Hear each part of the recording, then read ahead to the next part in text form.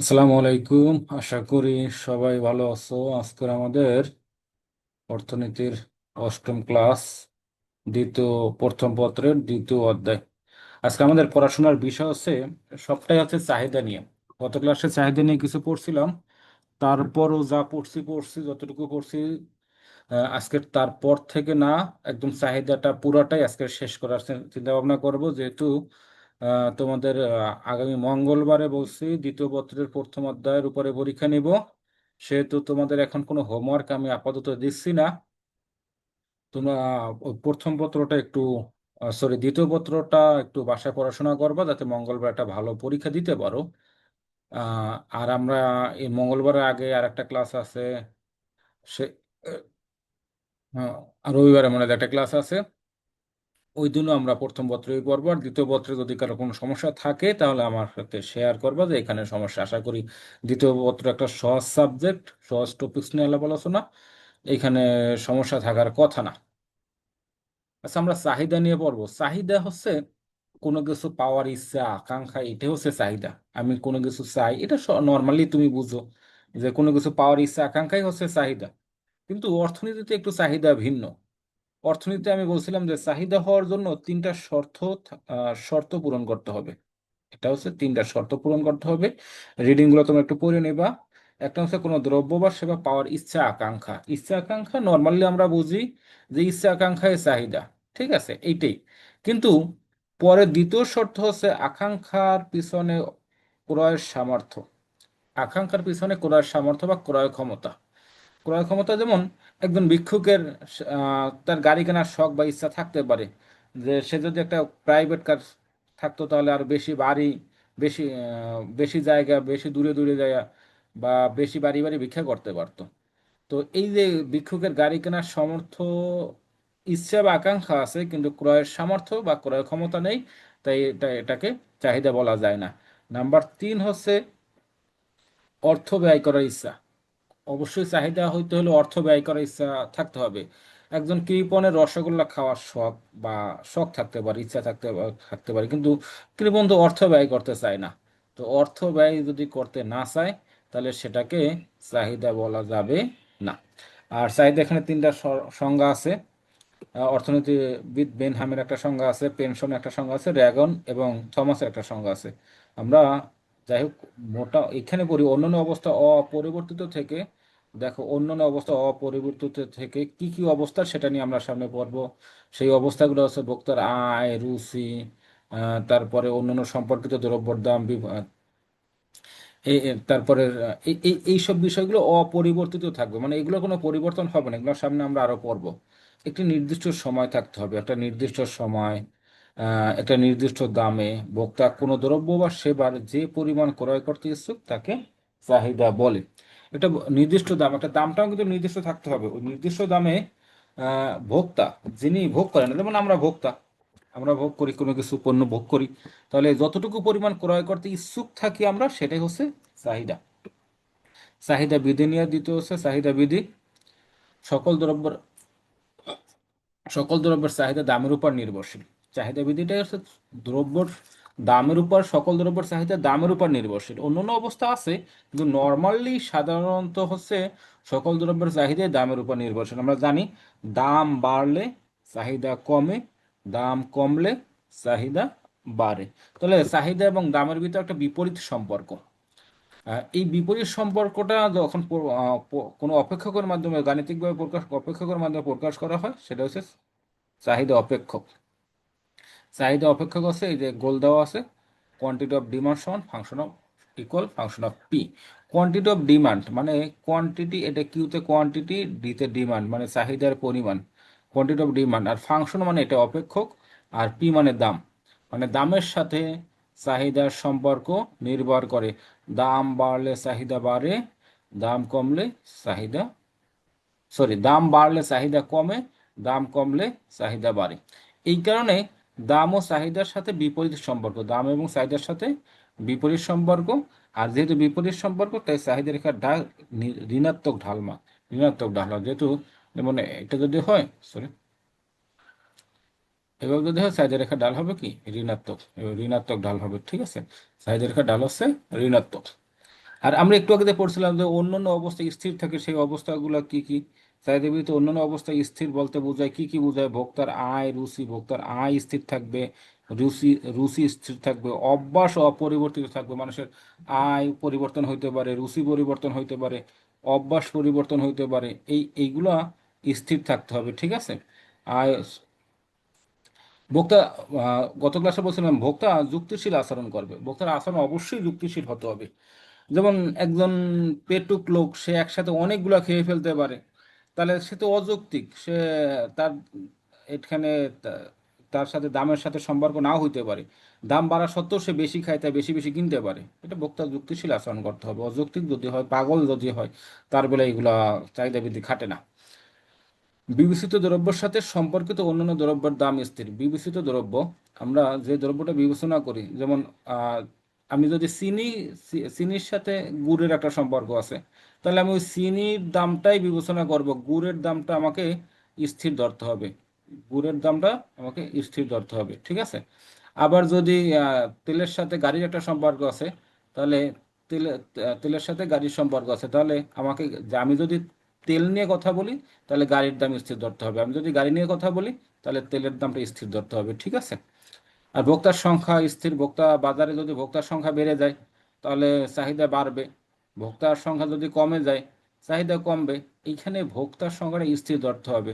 যেমন একটা বাজারে আহ, একদিন ভোক্তা ভোক্তা প্রবেশ করলো 10 জন, তাহলে যে চাহিদা থাকবে, ও পরের দিন ওই বাজারে ভোক্তা প্রবেশ করলো মনে করো 30 জন, তাহলে ওখানে কিন্তু চাহিদা বেড়ে যাবে। তাহলে ভোক্তার সঙ্গে স্থির থাকতে হবে। আর সময় স্থির ইত্যাদিকে, সময় স্থির থাকবে, একটা নির্দিষ্ট সময় হতে হবে। একটা নির্দিষ্ট সময় বিবেচনা করতে হবে। যেমন আজকের চাহিদা, আজকে একটা যে পণ্যের তোমার চাহিদা আছে, গতকালকে তোমার ওই পণ্যের চাহিদা আবার হতে হতে পারে, নিত্য প্রয়োজনীয় হতে পারে, ওই পণ্যের চাহিদা আবার থাকতে পারে। তাহলে আবার বড় একটা বড় সময় ধরলে তার চাহিদা পরিবর্তন নাও হইতে পারে।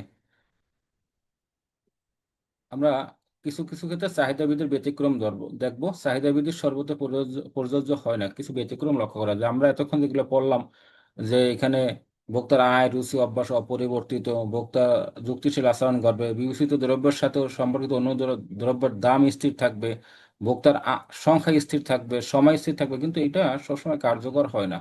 এটা কিছু ব্যতিক্রম রয়েছে, আমরা আজকের ব্যতিক্রমটা নিয়ে জানবো। ব্যতিক্রম নিয়ে জানবো, দেখো।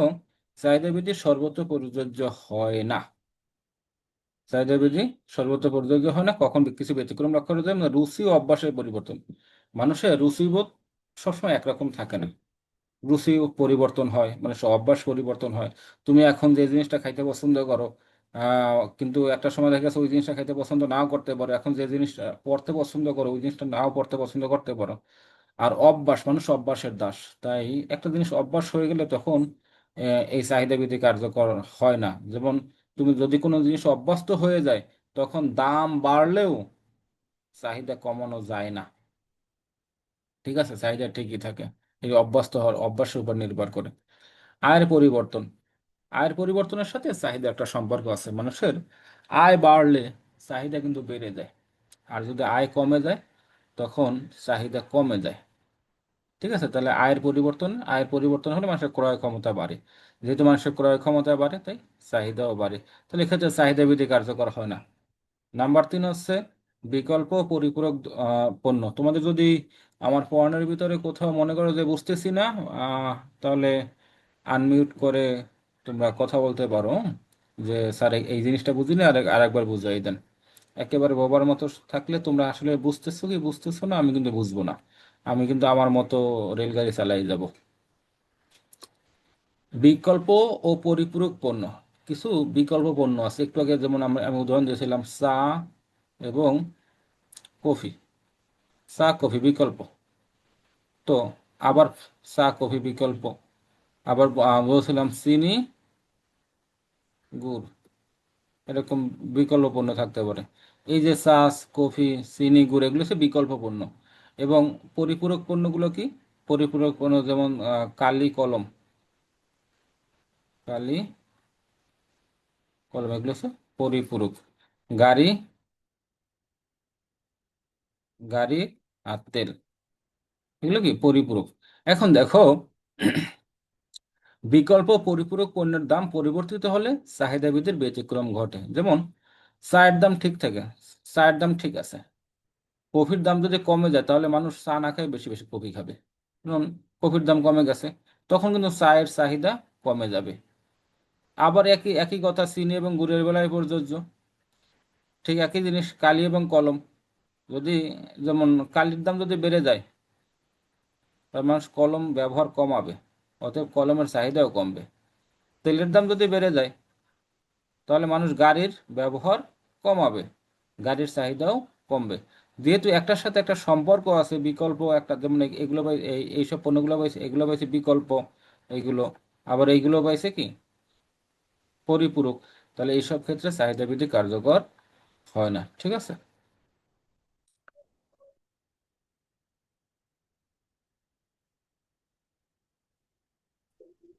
এরপর আমরা আসি, কার প্রশ্ন থাকলে করতে পারো। ঝাঁকজমক বা স্যার ভেবলেন। একটা কথা জি জি, ছিল। হ্যাঁ বলো। স্যার বিকল্প হচ্ছে একটার পরিবর্তে একটার পরিপূরক দিয়ে একটার সাথে আরেকটা সম্পর্ক থাকবে, তাই না? হ্যাঁ, যেমন একটা ছাড়া একটা চলতে পারবে না। বিকল্প যেমন তোমার, বুঝছি স্যার, ওইটার আহ, সম্পর্ক আছে একটার সাথে আরেকটা, না? যেমন তোমার বাম জুতা, বাম পায়ের জুতা, আর একটা হচ্ছে ডান পায়ের জুতা। তাহলে এই যে বাম জুতা এবং ডান জুতা একটার সাথে একটা কি সম্পর্কিত পরিপূরক। একটা জুতা নিয়ে তুমি চলতে পারবে না, একটা জুতা নিয়ে রাস্তায় হাঁটতে পারবে না এক পায়ের জুতা নিয়ে। এটা কিন্তু পরিপূরক। ঠিক একই সাথে তেল এবং গাড়ি, ডিজেল গাড়ি পরিপূরক, একটা ছাড়া একটা চলতে পারে না। কালি কলম, কালি ছাড়া কলম কোনো ভ্যালু নেই। ঠিক আছে, তাহলে এটা হচ্ছে কি পরিপূরক। ওকে, আমরা পরে যাই। প্রশ্ন থাকলে এভাবে করতে পারবা। ঠিক আছে, ঝাঁকজমক বা ভেবলেন পণ্য, কিছু পণ্য আছে ঝাঁকজমক পণ্য, এগুলো চাহিদা বিধে কার্যকর হয় না। যেমন ডায়মন্ড, ডায়মন্ডের দাম যতই বাড়ুক মানুষ তারপরও ডায়মন্ড কেনে, এগুলো ঝাঁকজমক পণ্য, ভেবলেন পণ্য বলা হয়। ঠিক আছে, জন ভেবলেন এটা আবিষ্কার করছে, ভেবলেন এই যে এই কারণে, সরি ওর নাম হচ্ছে থরস্টেন ভেবলেন, ভুলে গেছি। থরস্টেন ভেবলেন এই জিনিসগুলো আবিষ্কার আবিষ্কার করছে, ব্যাখ্যা দিচ্ছেন, তাই এগুলোকে ভেবলেন পণ্য বলা হয়। আর একটা হচ্ছে ঝাঁকজমক পণ্য। আবার দেখা আইফোন, মানুষের শো আপ করানোর জন্য, দেখানোর জন্য আইফোনের দাম বাড়লো, মানুষ আইফোন কিনে, এটা হচ্ছে ভেবলেন পণ্য। ঠিক আছে, দামি গাড়ি, দামি অলংকার, স্বর্ণের দাম যে এত বাড়তেছে কিন্তু চাহিদা কি কমতেছে? চাহিদা ঠিক আছে। এই যে দামি গাড়ি, দামি অলংকার, এগুলো হচ্ছে ঝাঁকঝমক বা ভেবলেন পণ্য। এগুলোর দাম বাড়লেও চাহিদা কমে না, ওগুলো বাড়ে যায়, বেড়ে যায়। যেমন ঝাঁকজমক পণ্য ক্ষেত্রে চাহিদা বৃদ্ধি কার্যকর নয়, মানুষের মর্যাদা বৃদ্ধি করে এমন পণ্য পেতে সকলেই আগ্রহী। এই যে এই জন্য এই ধরনের পণ্যের দাম বাড়লেও চাহিদা কমে না। ঊনবিংশ শতকের মার্কিন অর্থনীতি থরস্টেন ভেবলেন এরূপ ভোগকে জাঁকজমক ভোগ বলা হিসেবে আখ্যায়িত করছেন। এজন্য তার নাম অনুসারে জাঁকজমক পণ্যকে ভেবলেন দ্রব্য বলা হয়। যেমন দামি গাড়ি, দামি অলংকার। গিফেন দ্রব্য, এই জিনিসটা তোমাদের বুঝতে একটু কঠিন হতে পারে। গিফেন দ্রব্যটা কি? নিত্য ব্যবহার্য, নিত্য ব্যবহার্য জিনিসপত্র। এটা স্যার রবার্ট গিফেন একটু গবেষণা করলো, গবেষণা করে দেখলো যে দাম বাড়লে কিছু নিত্য প্রয়োজন, নিত্য ব্যবহার্য জিনিস আছে যেগুলো নিত্য ব্যবহার করে, নিত্য প্রয়োজন, সেই সব জিনিসের দাম বাড়লেও চাহিদা কমে না, উল্টো বেড়ে যায়। যেমন আহ, ধরো চালের দাম বাড়ছে, অনেক চালের দাম বৃদ্ধি অনেক বাড়ছে, চালের দাম বাড়া সত্ত্বেও মানুষ কিন্তু এখনো ভাত খাইতেছে, মানে বেশি বেশি চাল কিনতেছে। তো এরকম কিছু পণ্য আছে যেগুলো দাম বাড়া সত্ত্বেও মানুষ এটা কেনা কমায় না, উল্টো বাড়াই দেয়। এটাকে বলা হয় গিফেন দ্রব্য। এটা আরো যখন পড়বা তখন আরো বুঝবা। যেমন মানুষ নিত্য ব্যবহার এমন কিছু দ্রব্য রয়েছে যা ব্যবহার না করলে জীবন ধারণ অসম্ভব হয়ে পড়ে। যেমন চাল, কাপড়, তৈল, আলু, এসব দ্রব্যের দাম বাড়লেও ক্রয়ের পরিমাণ অনেক সময় বেড়ে যায়। এই ব্যতিক্রমী বৈশিষ্ট্যের কথা প্রথমে স্যার রবার্ট গিফেন প্রকাশ করেন বলে তার নাম অনুসারে এসব দ্রব্যের নাম হয় গিফেন দ্রব্য। ঠিক আছে, স্যার রবার্ট, আমি পড়তেছি, তোমাদের তোমাদের এমসিকিউর জন্য কাজে আসবে এই প্রত্যেকটা লাইনে লাইন বাইলে। 1840 সালে স্যার রবার্ট গিফেন, তিনি আইরিশ কৃষকদের আচরণ পর্যবেক্ষণ করে দেখেন যে, মনে রাখবা কোন দেশের কৃষকদের আচরণ পর্যবেক্ষণ করছিলেন, কত সালে, কে করছিলেন। গিফেন দ্রব্য তার পুরো নাম কি? স্যার রবার্ট গিফেন অত্যন্ত নিম্ন আয় সম্পন্ন পরিবারের মৌলিক খাদ্যদ্রব্যের ক্ষেত্রে দাম ও চাহিদার মধ্যে প্রত্যক্ষ ও সরাসরি সম্পর্ক বিদ্যমান। এসব দ্রব্যের ক্ষেত্রে দাম বাড়লে চাহিদা বাড়ে, দাম কমলে চাহিদা কমে। এ ধরনের চাহিদা রেখা ডান থেকে ঊর্ধ্বগামী। তোমাদের যদি প্রশ্ন আসে যে গিফেন দ্রব্যের চাহিদা রেখা অঙ্কন করো, তখন কিন্তু গিফেন দ্রব্যের চাহিদা রেখা তোমাদের এইভাবে অঙ্কন করতে হবে। এই যে এইভাবে অঙ্কন করতে হবে, তখন কিন্তু এইভাবে অঙ্কন করলে হবে না, ঠিক আছে? কারণ গিফের দ্রব্য চাহিদা রেখা দাম বাড়লে চাহিদা বাড়ে, দাম কমলে চাহিদা কমে, মনে রাখতে হবে। আবার প্রশ্ন আসতে পারে যে কোন দ্রব্যের চাহিদা রেখা বাম থেকে ডানে ঊর্ধ্বগামী, তখন উত্তর দিতে হবে যে গিফেন দ্রব্যের চাহিদা রেখা বাম থেকে ডানে ডানে ঊর্ধ্বগামী, ঠিক আছে? যেমন বাংলাদেশের জনগণের প্রধান খাবার ভাত, তাই সাম্প্রতিককালে চালের উচ্চমূল্য সত্ত্বেও নিম্ন আয়ের পরিবারগুলো পূর্বের চেয়ে বেশি করে চাল ক্রয় করছে। আচ্ছা দেখ, একটা মজার জিনিস বলে সেটা হচ্ছে আলুর দাম এখন অনেক কম। জি জি বলো। গিফেন আর ভেবলেন এই দুইটার চিত্র কি একই? হ্যাঁ একই, কারণ ওই যে বেবলেন দ্রব্য কিন্তু দাম বাড়লে চাহিদা বাড়ে, দাম কমলে চাহিদা কমে, একই হবে। এই যে দাম বাড়লে যদি চাহিদা কমে না, যদি বেড়ে যায়, তাহলে একই রকম হবে। গিফেন দ্রব্য এবং বেবলেন দ্রব্যর চিত্র একই রকম হবে। আমরা 6 নম্বর আসি ভবিষ্যৎ আশঙ্কা বা ভবিষ্যৎ আশঙ্কা। ভবিষ্যৎ যেমন কোনো পণ্যের। স্যার জি জি। স্যার নিত্য হ্যাঁ বলো। দ্রব্য বুঝলাম যে দাম বাড়লেও চাহিদা বাড়বে, কিন্তু দাম কমলে চাহিদাটা আবার কমে যায় কেন? যেমন এখন আলুর দাম কম না, আলুর দাম কিন্তু অনেক কম, মানুষ কিন্তু আগের মতো আলু কেনে না। আমি হিসাব এইটা আমি এই যে সাম্প্রতিক সময় এখন দেখলাম যে আলু মানুষ আগের মতো অত কিনে না, আলুর দাম কম, কিন্তু আলুর দাম যখন বেড়ে যাবে 70-80 টাকা দিয়েও মানুষ দেখছে আলু কিনে। তখন আলুর দাম বেড়ে গেলে মানুষ ওই জিনিসটা কি নিতে পারে। আর একটা কারণ হচ্ছে যখন দাম বেড়ে যায় ভবিষ্যতে আরো বেশি বাড়তে পারে, এরকম একটা শঙ্কা তাদের ভিতর তৈরি হয়। এই যে 6 নম্বর স্যার এই যেটা জন্য পড়াইতেছে, সংকটের কারণে আমরা কিনে থাকি এই বেশি। 6 নম্বর যেটা পড়াইতেছে, এরকম ভবিষ্যতে আরো বেশি দাম বাড়িয়ে দিতে পারে, একটা সংখ্যা থাকে তাদের ভিতরে, তাই তারা কিনে স্টকে রাখে। যে ভবিষ্যতে তাদের বাড়লেও তারা নিত্য প্রয়োজনীয় জিনিস, যেহেতু এটা এটা তাদের কিনতেই হবে, ভবিষ্যতে যদি দামও বাড়ে তাহলে যাতে এটা তারা ব্যবহার করতে পারে, এই জন্য তারা ভবিষ্যৎ আশঙ্কার কথা চিন্তা করেও অনেক সময় দেখা গেছে যে নিকৃষ্ট দ্রব্য বা গিফেন দ্রব্যর ক্ষেত্রে তারা ব্যবহার, সরি, চাহিদা বাড়ায়। এই গিফেন দ্রব্যের আর এক নাম কিন্তু নিকৃষ্ট দ্রব্য বলে অনেকে আবার। যাই হোক, আমরা নিকৃষ্ট দ্রব্য বলবো না, শুধু অর্থনীতির ভাষা অনেকে নিকৃষ্ট দ্রব্য বলে। ভবিষ্যৎ আশঙ্কা মাত্র বলে ফেলছি, অলরেডি বলে ফেলছি। ভবিষ্যতে যদি দাম বাড়ার সম্ভাবনা থাকে, তাহলে দাম বাড়া সত্ত্বেও চাহিদা বেড়ে যায়। ক্রেতা যদি মনে করেন যে ভবিষ্যতে পণ্যের দাম আরো বাড়তে পারে, তবে বর্তমান দাম বেশি হলেও চাহিদা বাড়বে। ঋতু বা সময়, শীতকালে গরম কাপড়ের দাম বাড়লেও চাহিদা বাড়ে, এটা গতকালকে বলছিলাম গত ক্লাসও। কিন্তু বরফের দাম কমলেও চাহিদা বাড়ে না। শীতকালে যদিও শীতকালীন জিনিসপত্রের দাম বেড়ে যায়, তাহলে দাম বেড়ে নিয়ম অনুসারে তো চাহিদাও বাড়ার কথা, চাহিদা কমার কথা। কিন্তু যেহেতু ঋতু বা শীতকালীন সময়, ওই সময়টা প্রয়োজনীয়, তাহলে দাম বাড়লেও চাহিদা বাড়ে, কমে না। নিত্য প্রয়োজনীয় বা অত্যাবশ্যক দ্রব্য, কিছু জিনিস আছে নিত্য প্রয়োজনীয়, যেমন লবণ, দিয়াশলাই, জীবন রক্ষাকারী বা রোগ, এটা হচ্ছে অত্যাবশ্যক। এগুলো হচ্ছে নিত্য দ্রব্য, সরি, এগুলো হচ্ছে নিত্য দ্রব্য। আর এই অত্যাবশ্যক দ্রব্য হচ্ছে জীবন রক্ষাকারী, রোগ যন্ত্রণা উপশমনকারী ওষুধ। এই যেগুলো ঔষধের দাম বাড়লেও যেহেতু এটা জীবন রক্ষাকারী বা অতীব প্রয়োজন, তাই মানুষ এর চাহিদা কমায় না, সমানই রাখে। আবার বাড়ায়ও না, বিষয়টা সমান থাকে। দাম কমুক কিংবা বাড়ুক, চাহিদা একই রকম থাকে। এগুলো হচ্ছে নিত্য প্রয়োজনীয় দ্রব্য এবং জীবন রক্ষাকারী ঔষধ। যেমন আহ, যদি লবণের দাম 30 টাকা ধরো, সেখান থেকে যদি 100 টাকাও লবণের কেজি হয় বা 150 টাকাও লবণের কেজি হয়, মানুষ কিন্তু তরকারিতে লবণ দেওয়ার সেই হিসাবে কমাবে না, একই রকম রাখবে আর কি। ক্রেতার অজ্ঞতা, এটা একটা বিষয় হচ্ছে, ক্রেতার অজ্ঞতার কারণে চাহিদা কার্যকর হয় না অনেক সময়। ক্রেতা অনেক সময় মনে করে দ্রব্যের দামকে গুণগত মানের মাপকাঠি হিসাবে বিবেচনা করে। যেমন 1 কেজি পেয়ারার দাম 60 টাকা, কিন্তু 1 কেজি আপেলের দাম 300 টাকা। কিন্তু এই আপেলের থেকে 1 কেজি পেয়ারা কিন্তু অনেক বেশি স্বাস্থ্যবান বা ভিটামিন সমৃদ্ধ। তারপরে মানুষ অনেক সময় দেখা গেছে পেয়ারা না কিনে আপেল কিনে। তারা এই 300 টাকার দামটাকেই তারা গুণ মনে করে। এই 60 টাকার দামকে তারা গুণ মনে করে না, এটা মনে করে যে 60 টাকার সমান উপযোগ পাবো, এটা 300 টাকার সমান উপযোগ পাবো। এইটা ক্রেতার অজ্ঞতার কারণে অনেক সময় দেখা গেছে যে চাহিদা বৃদ্ধি কার্যকর হয় না। ফলে ক্রেতার অজ্ঞতার কারণে সে অধিক অর্থদণ্ড দিয়ে থাকে। ঠিক আছে, এই কারণে এমন না যে আপেল খাওয়া বন্ধ করে দিবা, আপেল ইয়ার পেয়ারা খাবে সারাদিন। এই, তো কে কে আছো দেখি? 7 জন। হাবিবা, ঝিলিক, লামিয়া কে নতুন হয়তো, আহ, লামিয়া, নতুন তার- স্যার, নাবিল ফারহান তো নতুন। তারপরে নাজিফা নতুন।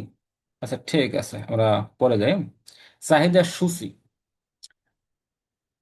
চাহিদার সূচিটা যেমন আমরা, সূচি তো তোমরা বুঝোই, সূচি কি জিনিস। যখন কোনো কিছু তালিকার মাধ্যমে প্রকাশ করা হয় সেটাকে সূচি বলে।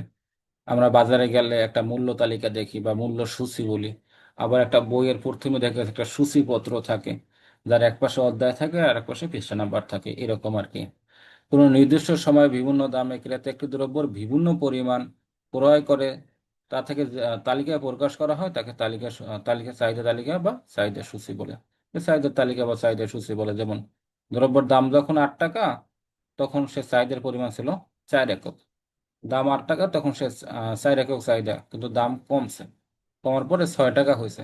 তো দাম কমে 6 টাকা হয়েছে, তাহলে চাহিদা বাড়ছে। চাহিদা বেড়ে কত হয়েছে? 8 টাকা। দাম কমে আরো কমছে, 4 টাকা হয়েছে, দাম কমে চাহিদা হয়েছে কত? 12 একক। এটা নিয়ে কারো সমস্যা থাকার কথা না, যারা অলরেডি 9-10 অর্থনীতি পড়ে আসছো। যদি কারো সমস্যা, ইকরা সমস্যা আছে না, বুঝতেছো? ইকরা ইকরা আছে?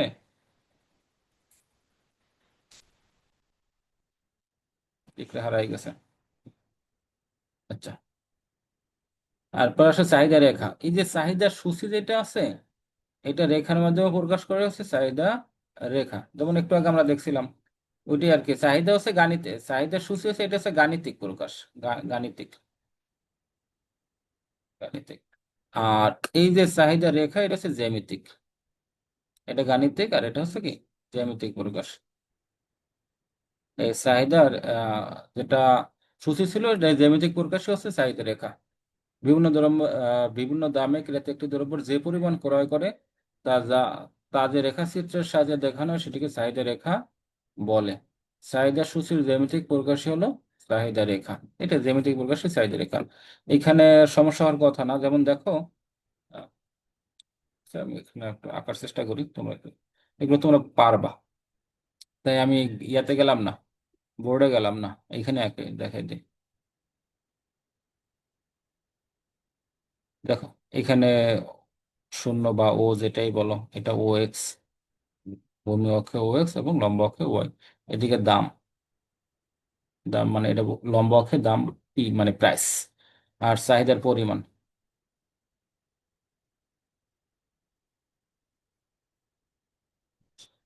পরিমাণকে বলা হয় কোয়ান্টিটি অফ ডিমান্ড। ঠিক আছে, এটি ভূমি অক্ষে চাহিদার পরিমাণ। এখন দাম দেখো, দাম 8 টাকা, 6 টাকা, 4 টাকা। আমরা দুই দুই করে বাড়াই, 2, 4, 6, 8, 10। তাহলে এখানে লিখে 2, এটা লিখে 4, এটা 6, এটা 8, এটা 10 লিখলাম। ঠিক আছে, আর চাহিদার পরিমাণ 4, 8, 12। তাহলে আমরা সাইড সাইড করে নিই। 4, 8, 12। এটা 4, এটা 8, এটা কত? 12। ঠিক আছে, তাহলে আমরা দেখি প্রথমটা হচ্ছে দাম যখন 4 টাকা, নিচ দিয়ে ধরি 4 টাকা, তখন চাহিদার পরিমাণ কত? 12 একক। তাহলে দাম যখন এই 4 টাকা, তাহলে 4 টাকা চাহিদার পরিমাণ হবে, এদিকে আগাতে থাকবে, এই যে 12 একক চাহিদা। ঠিক আছে, দাম যখন 6 টাকা, চাহিদা 8 একক। দাম যখন 6 টাকা, চাহিদা যখন 8 একক। দাম 6 টাকা, চাহিদা 13 বা 8-এর জন্য আন্তরিকভাবে দুঃখিত। এটা বোর্ডে বা খাতায় আঁকলে আর একটু ভালোভাবে আঁকা দেখতে হতো। দাম যখন 8 টাকা, চাহিদা 4 একক। দাম 8 টাকা, চাহিদা 4 একক। তাহলে এইগুলো আমরা আমরা যোগ করি। এই যে রেখাটা যোগ করি, রেখাটা যদি যোগ করবো 13 বাঁকা হবে।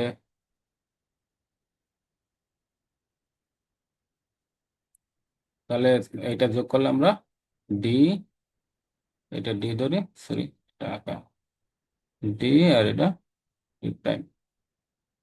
তাহলে এটা ধরলাম এ, এটা বি, এটা সি। তাহলে এই যে রেখাটা পাইলাম এটা হচ্ছে কি চাহিদা রেখা। এটা হচ্ছে চাহিদা রেখা। তোমরা আমি পরে তোমাদের কাজ জমতেছে, যেমন বলবো যে একটা কাল্পনিক চাহিদা রেখা, চাহিদা সূচি থেকে চাহিদা রেখা অঙ্কন করো। এইখানে কারোর সমস্যা হইলে আমাকে প্রশ্ন করো। এক, কারো সমস্যা আছে? আশা করি নেই। পরেরটা একই কথা, ওই যে একটা কাল্পনিক চাহিদার সূচি আঁকছে, কাল্পনিক চাহিদার সূচি থেকে চাহিদা রেখা অঙ্কন করছে, ঠিক আছে। এই যে কাল্পনিক চাহিদার দাম, আমের দাম ধরছে 8 টাকা, 4 একক, 6 টাকা, 12 একক, ওগুলো আবার অঙ্কন করছে, এই যে আমি মাত্র যেটা আঁকছি এইগুলো। এরপরে আসো। স্যার, জি। ঢাল যে নিম্নগামী হয় কারণ কি ধনী বৈধ ঋণাত্মক। হুম, ঋণাত্মক। এই কারণ চাহিদার সাথে দামের বিপরীত সম্পর্ক বিদ্যমান। যেহেতু দামের বিপরীত সম্পর্ক বিদ্যমান, তাই ওর ঢাল হবে ঋণাত্মক। আর দামের সাথে, চাহিদার সাথে দামের যদি সমমুখী সম্পর্ক বিদ্যমান থাকে, তাহলে ঢাল হবে ধনাত্মক বা পজিটিভ। আর বিশেষ দ্রব্য ক্ষেত্রে যে দামের সাথে চাহিদা পরিবর্তন হয় বাড়ে, তখন কি সেই ঢালটা ধনাত্মক হবে? হুম, ধনাত্মক হবে তখন। তখন ঢাল ধনাত্মক হবে। গ্রিফিন দ্রব্যের ক্ষেত্রে আমি বুঝলাম না, গ্রিফিন দ্রব্যের ক্ষেত্রে কিরকম হয়, এই যে এরকম, তখন কিন্তু ঢাল উপরের দিকে চলে যায়, তারা ধনাত্মক। সরি, কি আঁকতেছি এগুলো? এই তখন ধনাত্মক হবে, এই যে ধনাত্মক উপর দিকে যাবে, ধনাত্মক হবে। তাহলে ঢাল হবে তখন ধনাত্মক, ঠিক আছে।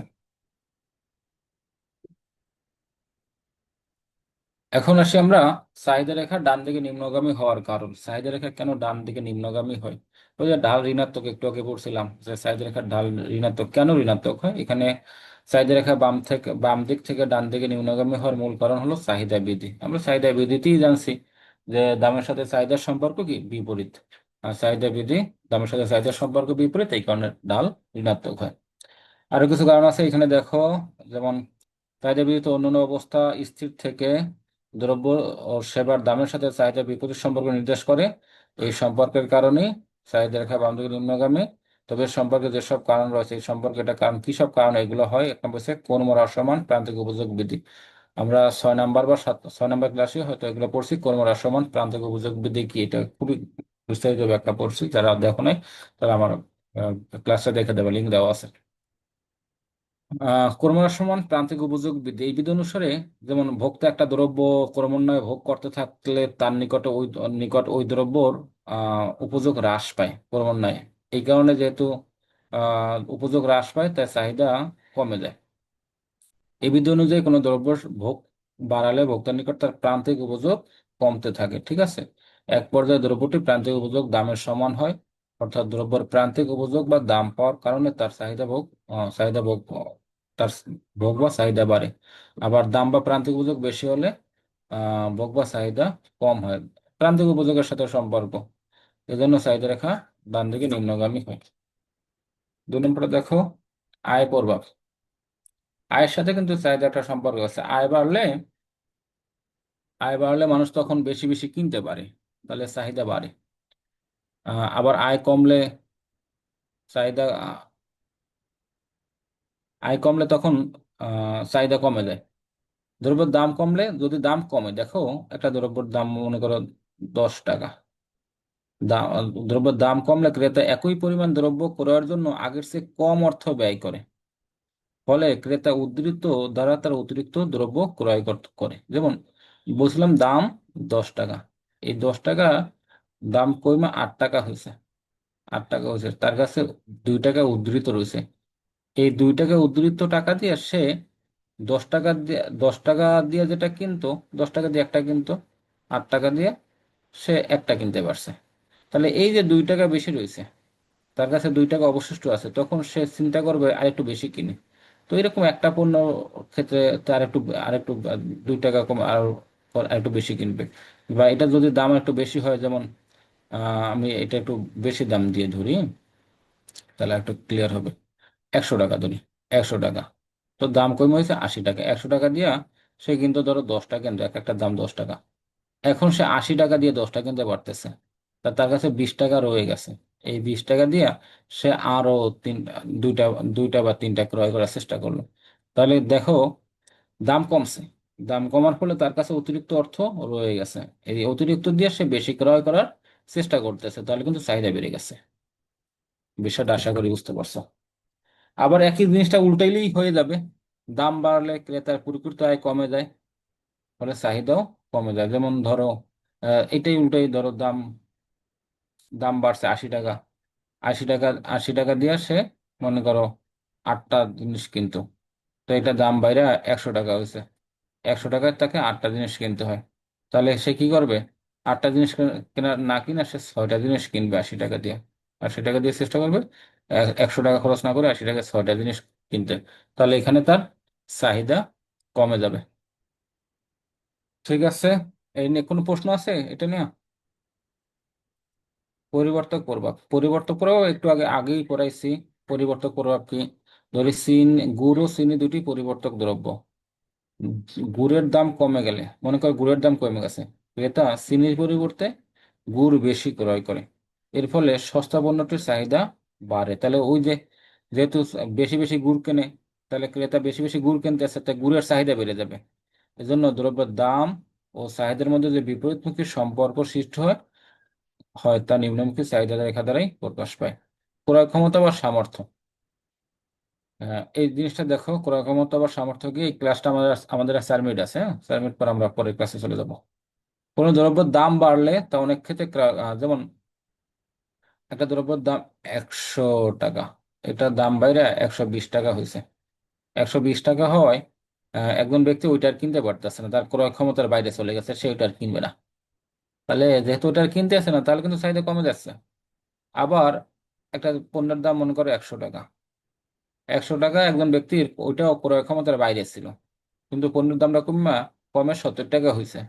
যেহেতু পণ্যের দাম কমে 70 টাকা হয়েছে, তাহলে তার ক্রয় ক্ষমতার আয়ত্তের ভিতরে আসছে। যেহেতু তার ক্রয় ক্ষমতা আয়ত্তের ভিতরে আসছে, তাহলে সে ওই জিনিসটা আবার কিনতে পারতেছে, তাহলে ওইটা চাহিদা বেড়ে যাবে। এটাই আর কি। তো ক্রয় ক্ষমতা বা সামর্থ্য চাহিদা ডিপেন্ড করে। যেমন কোনো দ্রব্যের দাম বাড়লে তা অনেক ক্রেতার ক্রয় ক্ষমতার বাইরে চলে যায়, ফলে তার সামগ্রিক চাহিদা কমে। আবার দাম কমলে অনেক ক্রেতা সেটি ক্রয় করতে সমর্থ হয়। এভাবে দাম ও চাহিদার বিপরীতমুখী সম্পর্ক দেখা যায়, যা নিম্নমুখী চাহিদা রেখার দ্বারা উম, প্রকাশ পায়। ঢাল ঋণাত্মক, ওই যে আগে বলছে ঢাল ঋণাত্মক, চাহিদা রেখার ঢাল।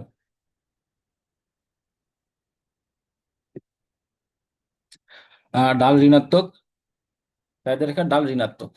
কারণ আমরা জানি কি, চাহিদা রেখা বাম থেকে ডান দিকে ডান দিকে ঊর্ধ্বগামী, এই কারণে এর ঢাল হচ্ছে কি ঋণাত্মক।